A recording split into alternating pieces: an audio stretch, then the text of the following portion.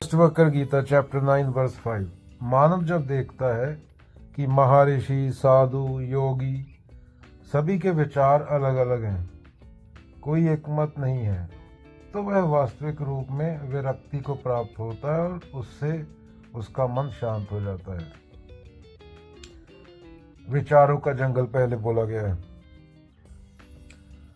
सांख्य कहता है कि प्रकृति पुरुष अलग है, बौद्ध कहते हैं सब शून्य है, अद्वैत कहता है सत्य आत्मा ही ब्रह्म है, भक्ति परंपरा कहती है भक्ति मार्ग है। इतने अलग अलग विचार देखकर कोई भी साधक पहले भ्रमित हो जाता है। फिर निर्वेद की बात बोल रहे हैं अष्टवक्र। जब यह महसूस होता है कि हर ऋषि जोगी अपनी भाषा, अपनी दृष्टि में सत्य को कह रहा है, तो इंसान सोचता है मतों में उलझना व्यर्थ है। यह निर्वेद उदासीनता पैदा करता है। अब मैं वाद विवाद नहीं करूंगा, मैं सीधे अनुभव की ओर जाऊंगा। इसी को आत्मज्ञान बोला गया है, इसी को सेल्फ नॉलेज बोला गया है।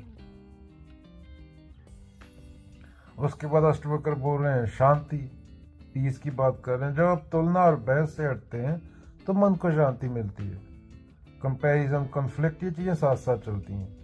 तब आप देखते हैं सत्य शब्दों और मतों से परे है। बुद्ध और महावीर समकालीन थे, दोनों का मार्ग अलग अलग, निष्कर्ष भी अलग। लेकिन साधक यदि बुद्ध और महावीर को पढ़कर बहस करता है तो मन अशांत होगा। वही साधक अगर देख ले कि दोनों का उद्देश्य मुक्ति है,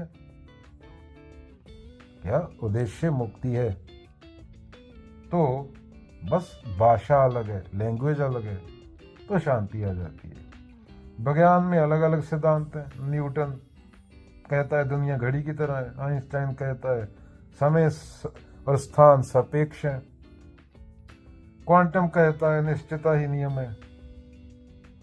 सब अलग अलग मत हैं। अगर आप हर सिद्धांत से चिपक जाएं तो भ्रम होगा। अगर आप देखें कि एक ही सत्य को अलग अलग कोण, अलग अलग दृष्टिकोण से देखा जा रहा है तो मन शांत हो जाता है। मार्क्स कहता है अभी इकोनॉमिक्स में पूंजीवाद अन्याय है, एडम स्मिथ कहता है मुक्त बाजारी विकास है, अमर्त्य सेन कहते हैं इंडिया के विकास में न्याय और समानता जरूरी है। कौन सही कौन गलत, अगर आप चिप जाओ तो तनाव।